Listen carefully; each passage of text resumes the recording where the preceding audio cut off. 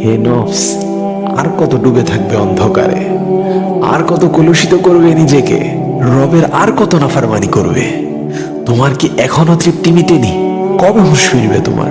তুমি কি দেখনি ভালো হয়ে যাওয়ার নিয়ত করেও ভালো হয়ে ওঠা হয়নি এমন অনেকেরই, যার আজ কবরে শুয়ে বলছে রব্বির জিয়াউনি, হে আমার রব, আমায় আবারও ফেরত পাঠান, এবার আমি ফিরে আসব আপনার যোগ্য বান্দা হয়ে। হে আমার ভাই, নিকশ কালো অন্ধকার কবরের এই মাটি চাপা হাজারি কি তুমি শুনতে পাও?